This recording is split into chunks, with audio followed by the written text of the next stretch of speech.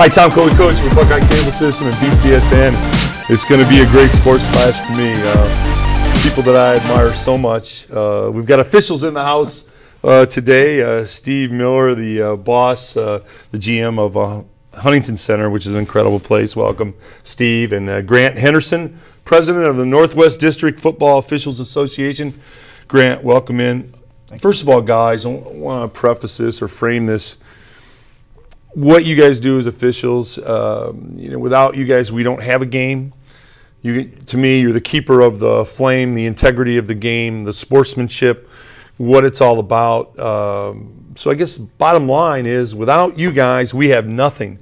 And I think the paradigm in talking about officials, and maybe you guys could tell me why this happened. I've got some ideas, but it's swung a little bit where fans are more critical, harsher, and they don't understand how hard the job is.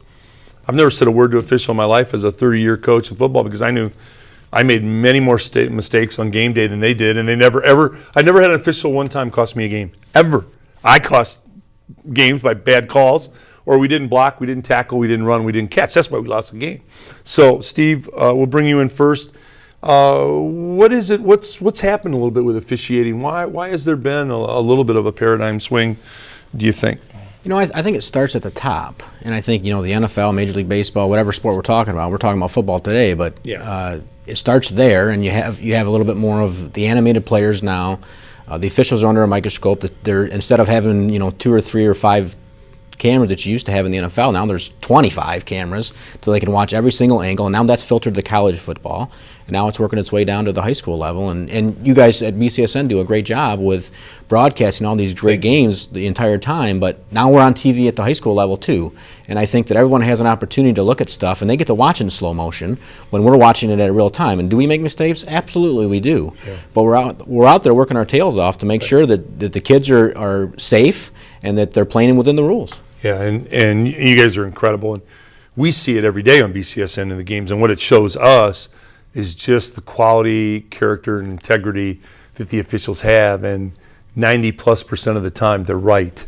Even when we play them back, they're right. So, and we have a strict policy at BCSN. I'm sure you guys know that there's no criticism of the officials. We respect so much, what you do, and we've had people in the past that tried to call games, and they wanted to be the Howard Cosell of, and we said, thanks, but we'll see you. That's not how we do it, and we respect our officials. And Grant, I want to bring you in. I was watching an HBO special, and I was shocked at, I don't know if you saw this, what I'm going to talk about, but they had officials that were attacked. Mm-hmm. People came out of the stands. One official was seriously hurt. I think in a soccer game, an official died who was hit. Players from the other teams coming out and attacking in gangs of guys, attacking an official that was helpless. I don't understand that. I don't get that mentality. What is it in your view that brings that up, Grant, do you think? Well, part of it is, based on the special that I saw, there's gambling in kids' games these days. Yes. There's all this pressure to get kids to the next level, whether it be high school or college or whatever. So people are putting a lot of pressure on these kids to perform at a very high level, even at the young levels. So the expectations for parents and family members is so high these days that they put undue pressure on their kids, and then that translates into the officials. And it becomes a monetary thing, a scholarship before your ride to a school. And what gets me is, and you guys know this because you officiate the games, mom and dad are saying, well, he's a D1 player. Well, you know how many D1 players we actually have? Just take our excellent athletic communities. In football, the D1 guys you can count, on a hand, and we have great football. The D1 guys in basketball, you can count on maybe, a hand. So the people are totally off balance, and they ought to just enjoy their youngster playing a sport, the memories, what they learn from the sport, and let it go at that. Steve, we've got a need, and Grant will chime in on this also. We need officials.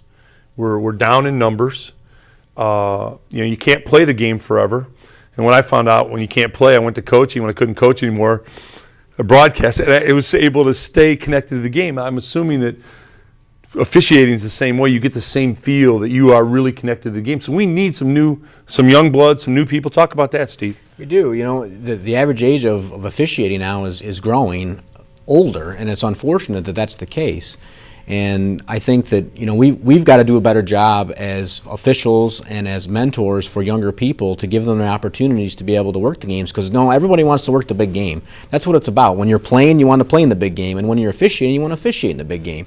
And there's only so many spots to be able to do those type of things. But we need to do a better job of educating our officials and making sure that they have an opportunity to progress appropriately. And I think, you know, unfortunately, it's like any other job that you do. When as you get older and the younger blood gets to move in, you get a little bit threatened. And I think some of our officiating brethren feel that way. Instead of mentoring those people, they don't want to give them those type of games.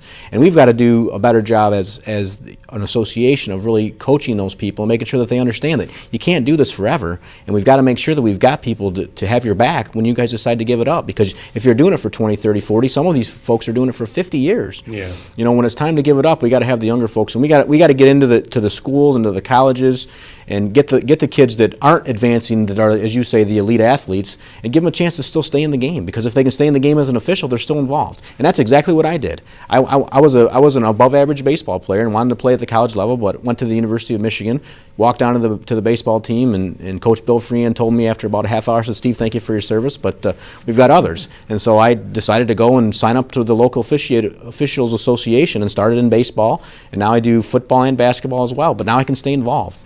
I can keep things moving forward for me to help the kids do what they need to do. Steve, that's so well said. You know, I think one thing they're wrong about, because we found out on BCSN, a lot of our talent, same way as officials, they all want to work the big game. And I always thought, you know, whatever game they give you, you work. And there's a story in every game. What I've learned is there's a story in every game. There's a storyline. There's something neat that happens in every game. And I don't care how small the divisions. I don't care. There's something that's great about every game. There's a story there. And I think, you know, people miss out sometimes wanting to just do the big game because they miss a lot of great stories and a lot of great opportunities. Grant, all right, we've got young people out there. That's our demo on BCSN. You know, well, really, our demo is 2 to 70, but we have a lot of young athletes that are out of the game now.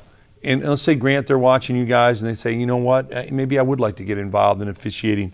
What kind of steps would they take? Who would they contact? What would they do, Grant? Well, what I would do is I would look at the Ohio High School Athletic Association website. It's ohsaa.org. Okay. There's links there that'll show you how to become an official. I would look there first to see if this is something that would interest you. What they also could do is look on the NDFOA website, that'd be ndfoa.com, and look up the board members, and feel free to contact us. We'll be happy to answer any of your questions to show you how to get involved, who the right people are to talk to, because in football we have a class that starts in July. It goes for 5 or 6 weeks. We meet 2 nights a week, and we talk about football. We learn the rules of football. And you know, a lot of guys, you know, they think they understand the rules of college and right. Professional football. Well, there's about 200 rule differences between high school football and college and NFL football. So we teach them the differences and how to be an official. I'm so glad you said that, Grant, because so often, you know, we hear everything from the stands being up in the box. And here some of the fans are screaming at one of our outstanding officials about a call, and the official made the right call because it's a high school rule.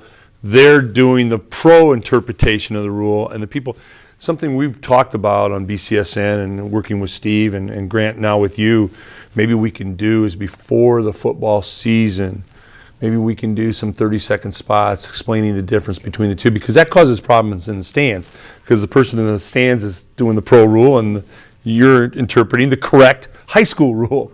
And I've found that, you know, I've done thousands of games, coached thousands of games, and the officials are spot on, you know, 97.7% of the time. They got it right. They're dedicated to the game. They're doing the right thing. They're enforcing sportsmanship, the rules of the game.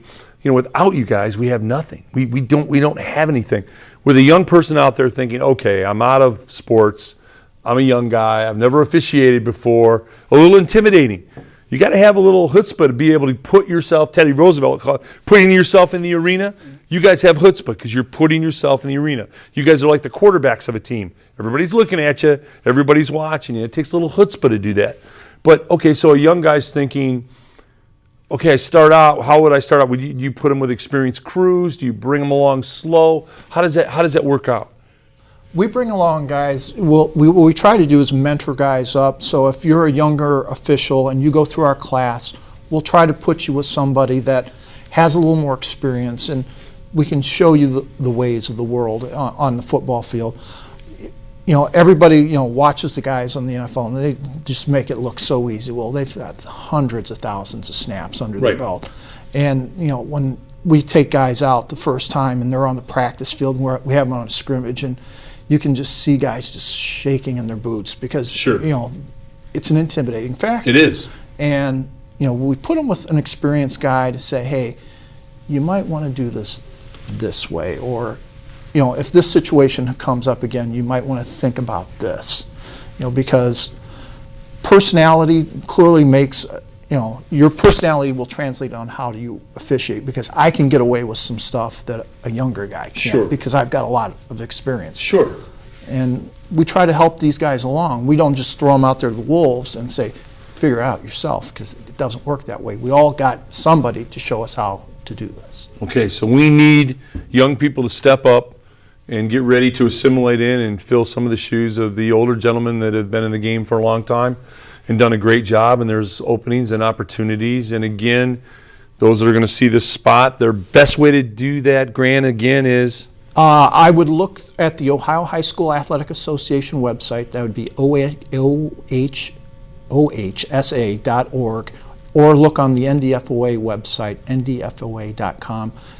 Look at the board members. We'll be happy to direct them in the right way. Okay, very good. Guys, you know, here at BCSN, we have the utmost respect for what you and your colleagues do. Without you, there are no games. You are the keepers of the flame of integrity and sportsmanship, and we couldn't be prouder of you, and we thank you for what you do. We really do. So hopefully we'll get some young people out that will be willing to jump in the arena and make a difference like all of you have made for years and years. Thanks so much, guys. Thank you very much. It's my honor. Tom Kohler, coach for BCSN.